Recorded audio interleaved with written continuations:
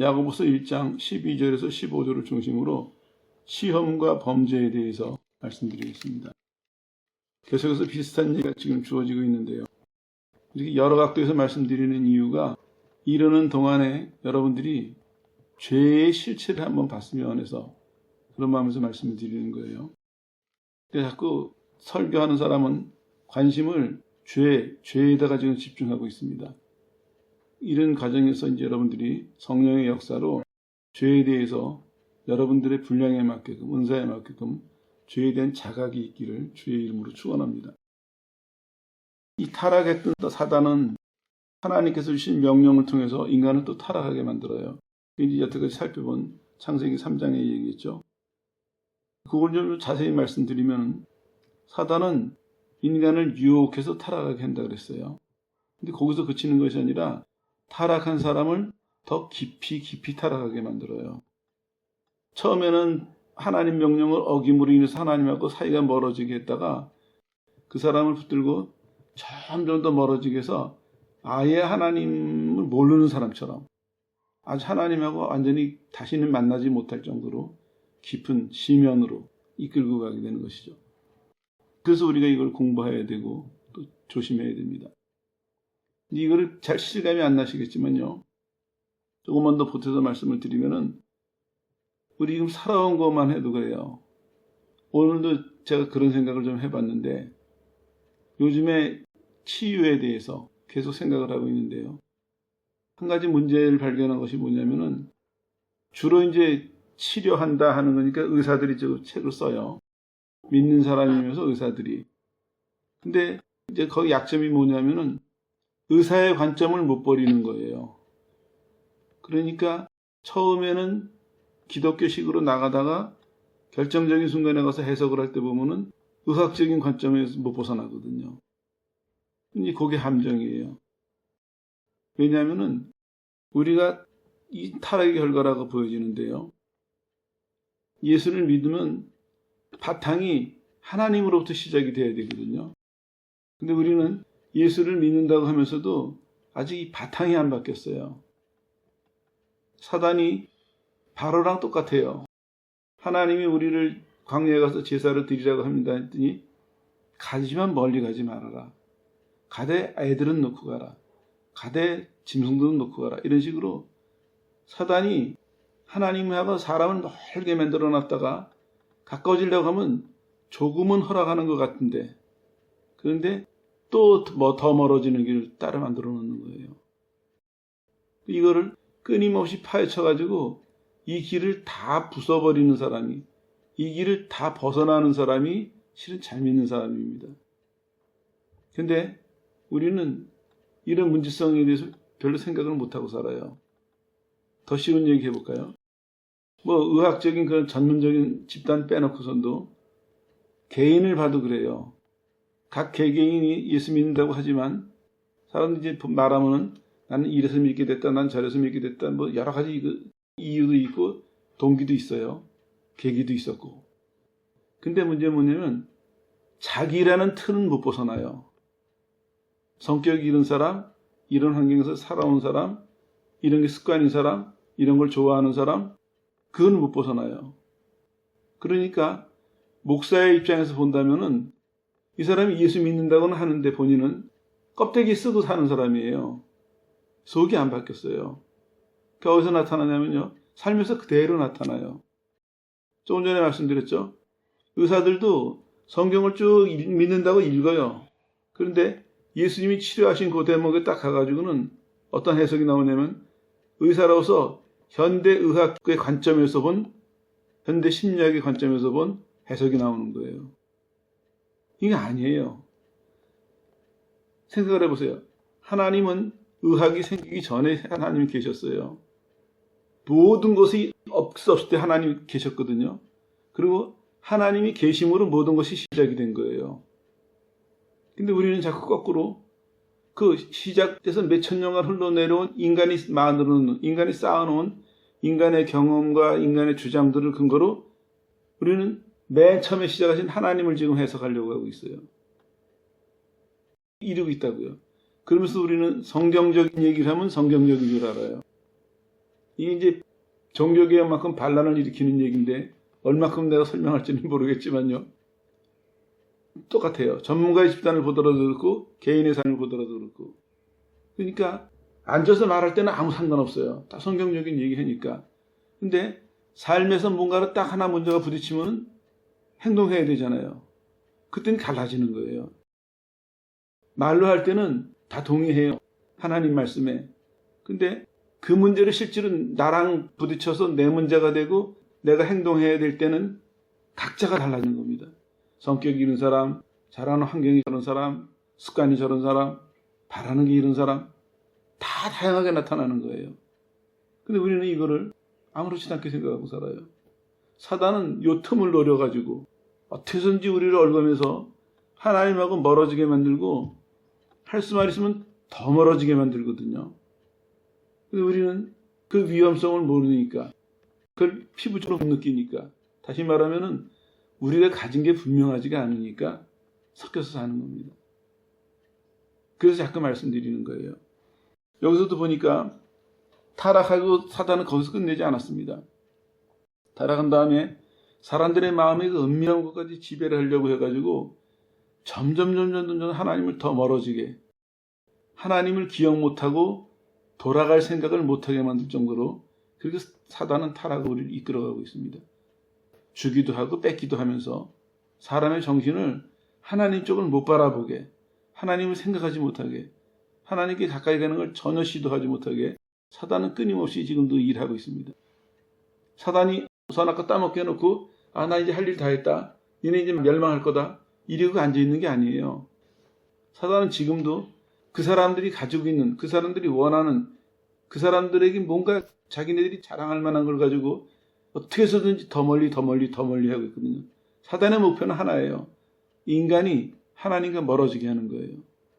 자기가 직접 대들으면 혼나잖아요. 그러니까 자기가 하나님께 덤비지 못하고 인간이 하나님께 덤벼서 인간이 벌 받는 거, 요거를 가지고 하나님께 반항을 하고 있는 거예요. 사단은요. 사단은 이미 한번 타락했기 때문에 심판받을 날을 기다리고 있거든요. 집행날을, 집행을 기다리고 있는 거예요. 자기는 이제 끝났단 말이에요. 그러니까 한 사람이라도 타락시켜가지고 사람이 하나님께 반항하게 해가지고 그거로 하나님에게 대항을 하려고, 도전하려고 하는 이게 사단의 작전이거든요. 사단은 절대로 쉬지 않습니다. 갈수록 더 고도의 기술, 또 고도의 방법을 개발해가지고 사람들을 더 올가매고 더 이용하려고 하고 있습니다. 그리고 이제 마귀가 그 중에서 뭘 사람에게 자꾸 충동하냐면 시험에 실패하는 것을 다 하나님께 책임을 돌려요. 우리가 시험에 실패하는 거를. 시험을 안 주시면 될 거 아니냐. 이렇게 얘기하거든요. 근데 성경은 이렇게 말하고 있죠. 하나님은 인간을 타락시킬 목적으로 시험하시지 않으셨어요. 근데 마귀는 결과만 보게 만들어요. 결과만. 그리고 결과를 가지고 하나님께 반항하게 만드는 거예요. 성경은 오히려 이렇게 묻고 있어요. 하나님이 너보고 시험 들어서 죄지라고 벌 받으라고 시험을 주셨냐? 아니거든요.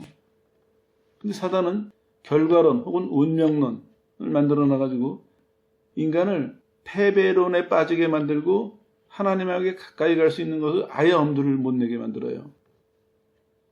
이 운명론, 패배론이 우리를 지배하고 있다고요.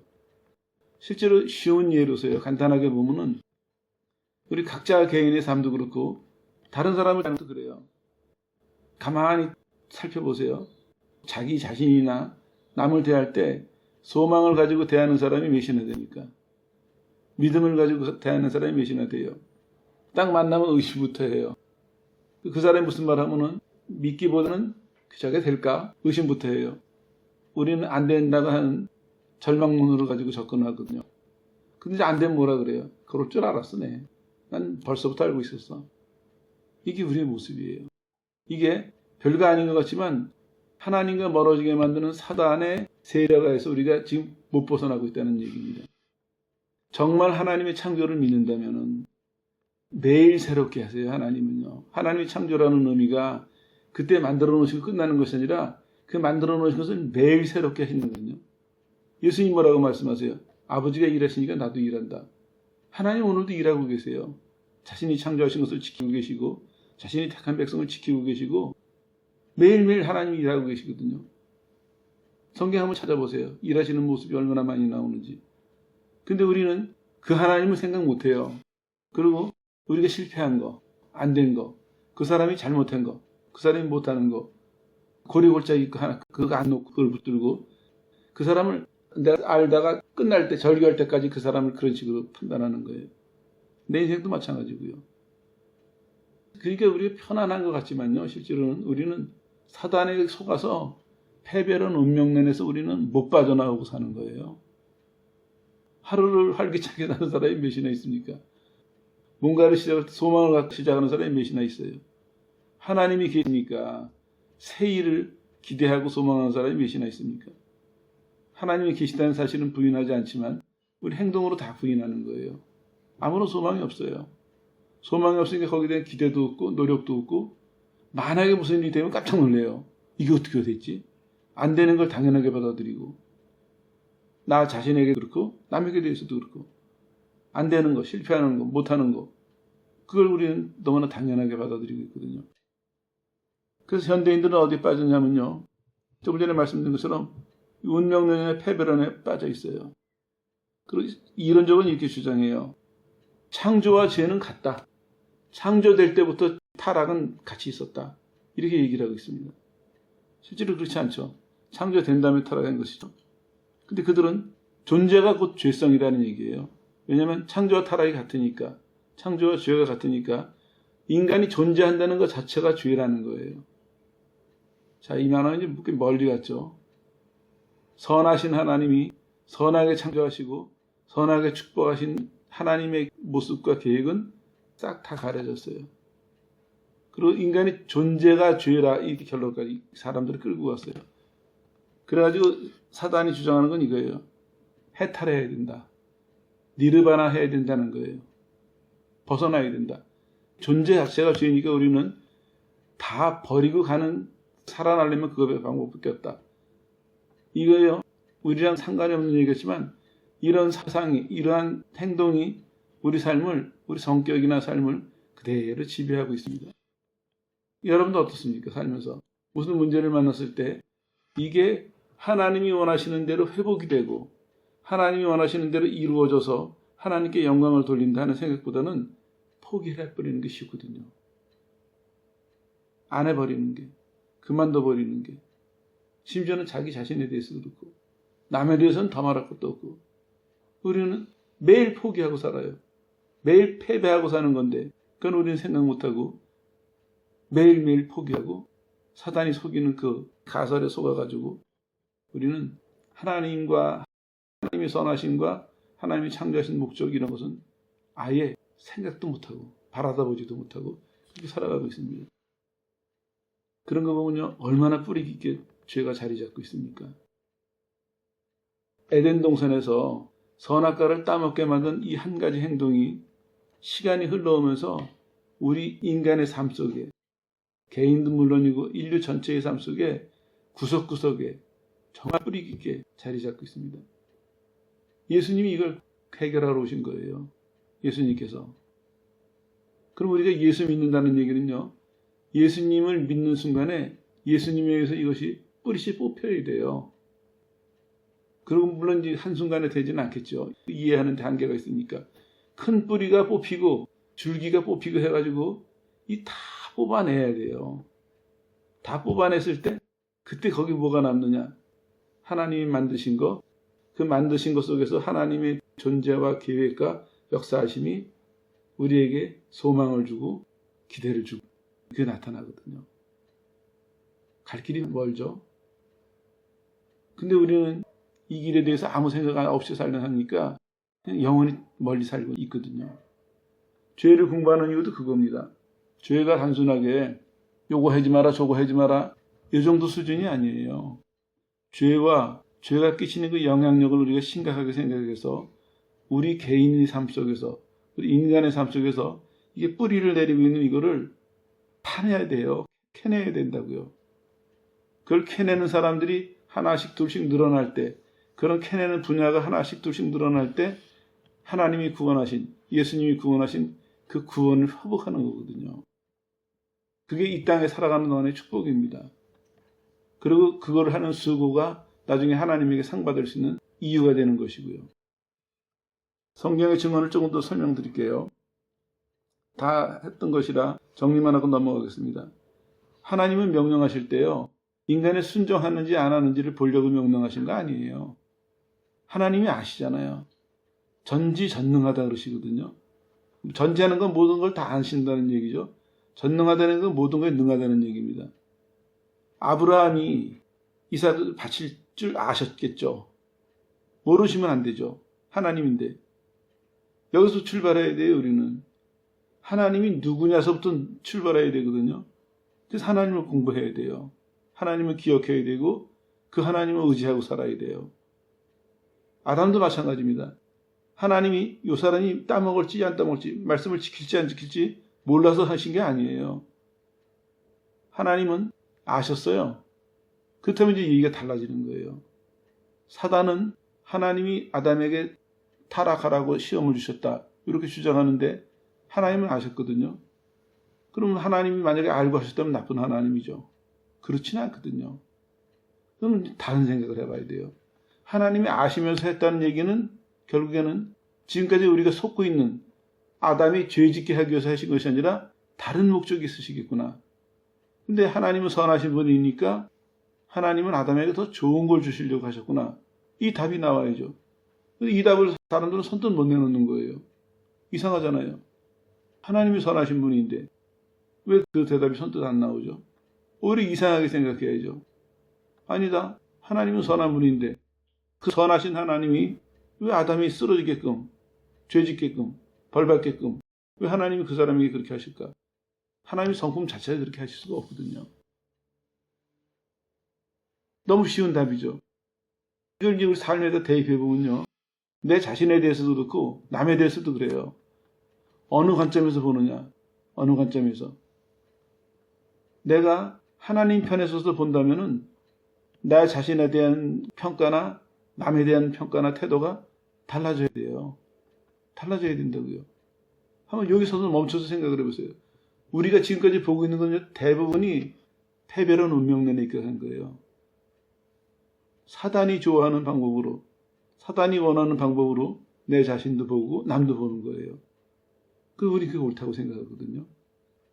왜냐하면 그런 마음을 갖고 있으니까, 아까 말씀드린 것처럼 저 사람에 대해서 우리가 별로 좋지 않게 생각하고 있으니까 그 사람이 실패를 했을 경우 우리는 당연한 것으로 생각하는 거예요. 근데 만약에 하나님의 선하심을 가지고 우리가 그 사람을 바라본다면 하나님이 계시는데, 하나님이 저 사람을 선하신 길로 인도하시는데 의문이 제기돼야 되거든요. 간단한 거예요.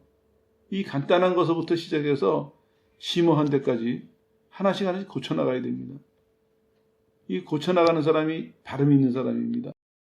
이걸 안 고치고 이걸 다 덮어둔 채로 성경 말씀이 진리라고, 성경 말씀이 선하다고 주입한다고 이게 들어가는 게 아니에요. 우리가 하나님의 피조물로서 인격체거든요. 그러면 하나님의 뜻이 우리한테 인격적으로 받아들여져야 돼요. 그게 내 인격을 형성해야 되고 그 인격을 형성하기 내 행동을 이끌어가야 되거든요. 근데 그 작업을 안 해놓고 걸음더미는 이렇게 쌓아놓고 세상식으로 보고 세상식으로 판단하고 세상식으로 반응하는 것을 쌓아놓고 이 진리가 들어가나요? 안 들어가죠. 만약에 들어갔다면 겉도는 거겠죠. 하나님 말씀이 역사하시지 못하는 이유가 바로 여기에 있습니다. 우리가 문제를 갖고 있는 것입니다. 하나님이 엄청난 걸 우리에게 주셨는데 세상을 만드신 분이 우리와 함께 하세요. 세상을 다스리시는 분이. 이 감당하실 수 있겠어요? 이 감동을. 그러니까 그 하나님을 만난 사람들, 그 하나님을 깨달은 사람들은 그냥 소리쳐서 노래하는 거예요. 그 소리쳐서 노래하는 게 평생에 노래해도 모자라가지고 천국에 가가지고 영원히 노래하는 거예요. 저는 한번 경험해봤어요. 천국에 대해서. 왜 노래하는지 저는 그 이유를 조금은 알아요. 하나님 함께 계시는 게 느껴지니까요. 내가 누구며 어디 있는지 뭐 하는 건지도 잊어버릴 만큼 기쁨이 오더라고요. 그래서 그때 이해했어요. 천국에서 영원히 노래한다는 게 이러면 되겠구나. 하나님이 함께 계신다는 게 느껴지는 요 한순간에 내 자신을 잊어버릴 만큼 기쁨이 넘치는데 그 하나님과 얼굴을 마주대하고 계속 같이 있는다면은 영원히 노래하는 게 너무 쉽게 이해가 가더라고요. 이유는 거기서 찾아야 돼요. 하나님으로부터 찾아 나서야 되거든요. 하나님으로부터. 근데 세상은 자꾸 우리를 결과로부터 보게 만드는 거예요. 우리로부터 보게. 인간으로부터 보게. 인간의 경험으로부터 보게. 인간이 겪은 결과로부터 보게. 인간이 들어오는 경험으로부터 보게. 그러니까 아무리 우리가 까치발을 띄워도 저쪽으로 건너가지 못하는 거예요. 간단합니다. 하나님 쪽으로 그냥 넘겨다 보세요. 그쪽으로는 넘겨봐야 그로 건너갈 수가 있습니다. 우리가 가진 것 가지고는 불가능합니다. 이제 이거를 각자가 삶에서 찾아내야 됩니다. 각자가. 내 삶에서 내가 어느 부분이 묶여 있는가, 어느 부분이 눌려 있는가, 이거 찾아내야 돼요. 그럼 이제 신앙생활이 좀 재미가 있어질 거예요. 신앙생활 하다 보면은 예수 믿으면 된다. 믿었는데 그냥 무료해지는 사람들이 있어요. 근데 실은 아니에요. 날마다 흥미진진하고 그렇잖아요. 살아계신 하나님하고 인생을 사는 건데 그게 흥미진진하지 않을 수가 있나요? 하나님을 알아가는 일도 흥미진진하고 그것을 내가 삶에서 경험하는 것도 흥미진진하고 그걸 실천했을 때 결과도 흥미진진하고 다른 사람에게 권면해가지고 그 사람도 이 기쁨에 참여하는 것도 흥미진진하고 세상은요 참 재밌게 하나님 만들어 놓으셨는데 우리가 이거를 너무 따분하고 너무 재미없게 만들어가고 있거든요. 책임이 멀리 있지 않습니다. 우리에게 있습니다. 인간의 실수에 대해서 사람들은 이렇게 변명하라고 가르쳐요. 환경이나 그 사람의 성향이나 그렇게 주장하지만 성경은 또 이렇게 대답하고 있습니다. 네 양심의 갈등은 네가 부인하지 못할 거다. 인간들은 잘못해놓고 어떻게 해서든지 이걸 남한테로 넘겨요. 그렇지만 버릴 수 없는 게 있어요. 뭐냐? 내 양심의 갈등. 지혜로운 사람은요. 다 내려놓고 그 양심의 갈등 앞에 무릎 꿇는 게 옳습니다. 하나님은 돌아오러 기회를 주시는 거예요. 돌아와라. 똑같아요. 하나님은 죄를 지을 만한 환경을 만드신 것이 아닙니다. 선악과를 만드셨다고 하나님이 죄를 지을 환경을 창조하신 것이 아니라 오히려 하나님은 경고를 주셨어요. 그렇죠? 분명히 말씀하셨죠. 엄하게 말씀하셨어요. 선악과를 안 먹을 수 있는 조건은 얼마든지 만들어 놓으셨어요. 생각만 바꾸면은요. 옛날 같으면은 우리가 죄를 지면서 어땠으니까 내가 죄를 졌지 하고 우리는 당연시하고 변명할 수 있었어요. 그런데 하나님의 관점에서 보니까 바뀌어야 돼요.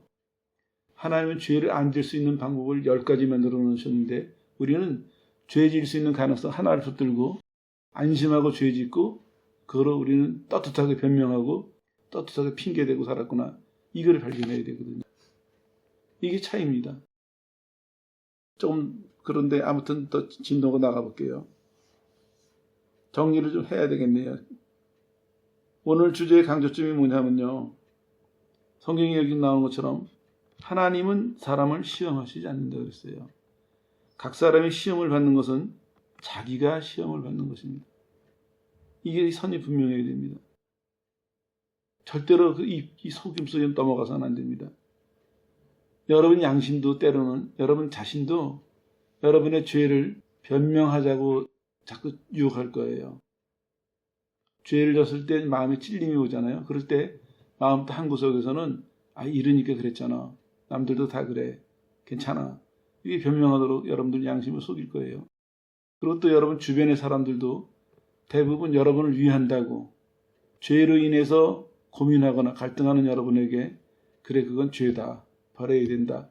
이렇게 말해주기보다는 여러분을 위로한답시고 여러분을 편들어준답시고 그 죄를 무마하려고 양심의 고통과 갈등을 다독거리는 사람들이 많을 거예요.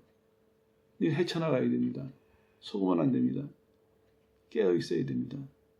내가 양심이 깨어 있어야 돼요. 그래야 양심을 통해서 죄를 지적하시고 그 죄의 눈을 뜨고 죄로부터 떠나게 만드시는 하나님의 손길을 늘 따라갈 수가 있습니다. 그 길이 뭐겠습니까? 그러려면 하나님이 절대적인 분이 되어야 됩니다. 하나님이. 부지런히 하나님을 공부하십시오. 이 아담 시험과 범죄도 마찬가지입니다. 아담이 타락하게 된 원인 하나는 하나님에 대한 태도가 어설펐어요. 하나님은 분명히 말씀하셨어요. 얼굴과 얼굴을 맞대고 분명한 내용을 전달하셨어요. 결과를 분명히 알려주셨어요. 근데 아담이 허투루 들었습니다. 그리고 그걸 마음속에 담아두질 않았어요. 인간에게 있는 것입니다. 문제는. 오늘날 우리도 마찬가지입니다. 아까 말씀드렸는데 좀 비관적으로 들으셨을지 모르겠지만 죄가 긴 세월을 통해서 사람들의 인격과 삶에 아무리 뿌리 깊이 넓게 내렸어도 우리가 해결할 수 있는 방법이 있어요. 뭐냐? 하나님에 대한 내 태도만 분명하면, 하나님에 대한 이해가 분명하고 하나님에 대한 내 태도가 분명하면 우리는 정글과 같은 이 죄의 뿌리를 다 걷어낼 수가 있습니다. 성경에 그런 사람도 있지 않습니까? 교회의 역사에도 있고 걷어낼 수 있습니다. 이 우리 선택이 남아있어요. 이 죄를 보면서 이 죄가 시간이 흘러가면서 우리 개인과 인간의 삶 속에서 얼마나 깊이 넓게 뿌리를 퍼뜨리고 있는가, 이거를 깨닫는 사람이라면 더 정신 차려야 되겠죠. 그런 사람이라면 하나님에 대한 분명한 이해, 하나님에 대한 분명한 태도를 가지려고 더 노력해야 되겠죠. 그러면 그만큼 여러분은 여러분의 삶을 깨끗하게 하고 사는 것입니다. 동네에 나무가 우거져가지고 나무 뿌리가 동네를 다 휘덮었어요.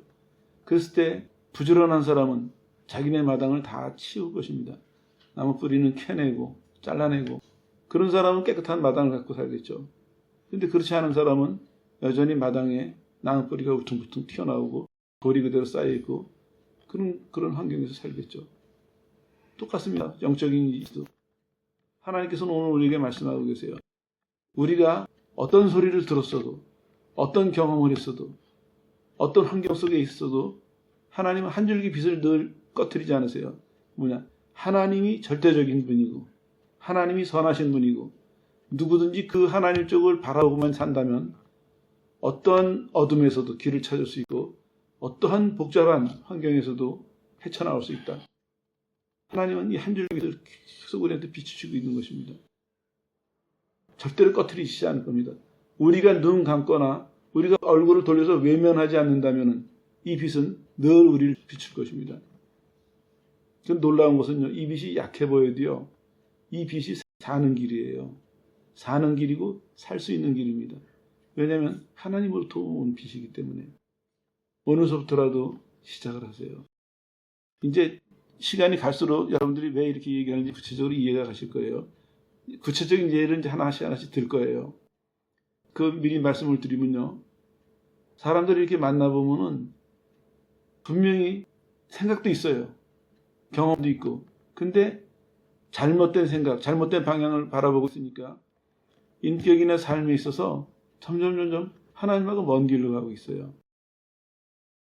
하나님이 기뻐하시지 않는 길을 가고 있다고요. 어떤 사람은 모르고 그냥 가고 있고, 또 더 심한 사람은 그게 좋은 길이라고 가고 있고, 어떤 사람은 그러면 안 되는데 하면서도 끌려가고 있고, 참 안타까워요. 하나님은 우리를 그렇게 살려고 만드신 게 아니거든요. 하나님이 만들어 놓으시고 타락을 하니까 예수님을 보내셔서 구원을 하셨어요. 하나님은 그만큼 우리에게 주시면서 뭘 원하셨겠습니까? 하나님이 인간을 만드신 참된 목적, 그 참된 기쁨을 우리가 누리고 그 마음으로 하나님을 찬송하고 감사하고 하나님께 영광을 돌리고, 이걸 원하셨거든요. 우리한 요구이신가요? 아니에요. 근데 왜 그거 못하도록 사단은 어떻게 해서든지 우리를 지금 가로막고 있습니다. 근데 안타깝게도 사단의 이 속임수에 속아서 사단의 이 방해에 걸려가지고 하나님께 돌려드려야 될 영광, 하나님께 돌려드려야 될 찬송에 대해서 다 우리는 침묵하고 있습니다. 못하고 있어요. 이것도 부끄러운 일입니다. 하나님 앞에서는. 하나님은 우리 구원을 위해서 최선을 다하셨는데 우리는 아무것도 못하고 있다.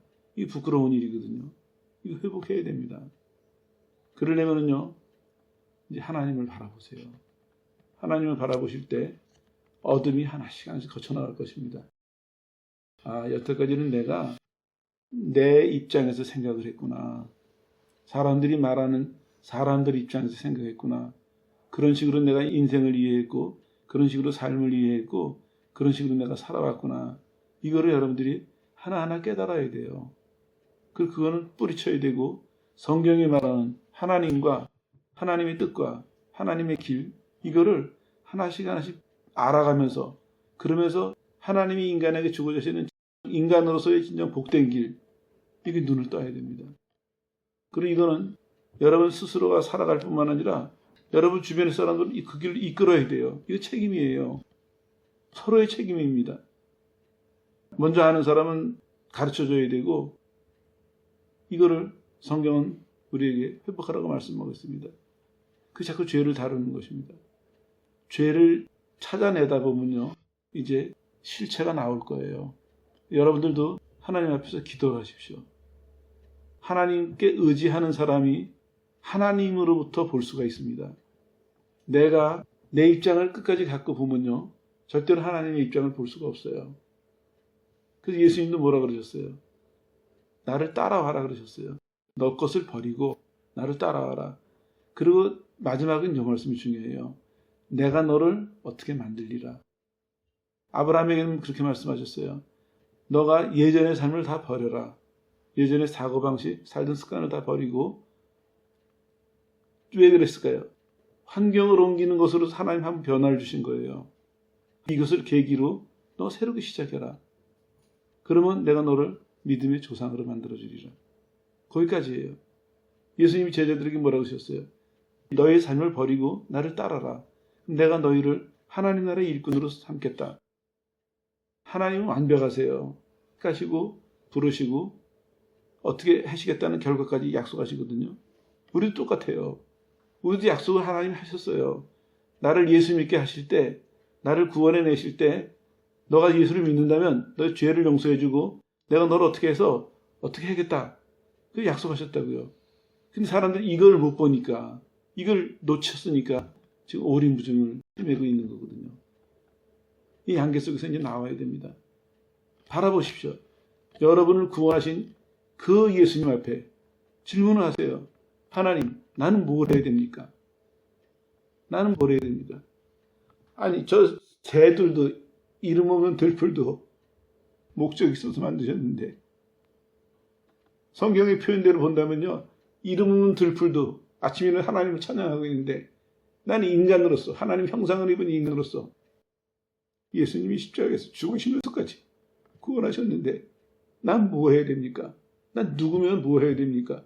왜 질문을 못 해요? 당연한 권리인데, 당연한 의무인데. 이제 복잡하게 생각하지 마세요. 그 하나님께 질문하세요. 그 예수님께 질문하세요. 그리고 여러분의 길을 찾으십시오. 여러분의 인생을 찾으세요. 제발 하나님 앞에서 길을 찾으세요. 이것이 여러분에게 옳은 길입니다. 여러분의 마음이 뭐라 하든 옆에 사람이 뭐라 하든 다 닫으세요. 그건 옳은 길이 아닙니다. 하나님만이 우리에게 옳은 길을 알려주실 수 있고 옳은 길을 인도하실 수가 있습니다. 각자가 길을 찾아야 돼요. 내 인생이에요. 한 번뿐인 인생이에요. 이 많은 시간을 그냥 허비해서 되겠습니까?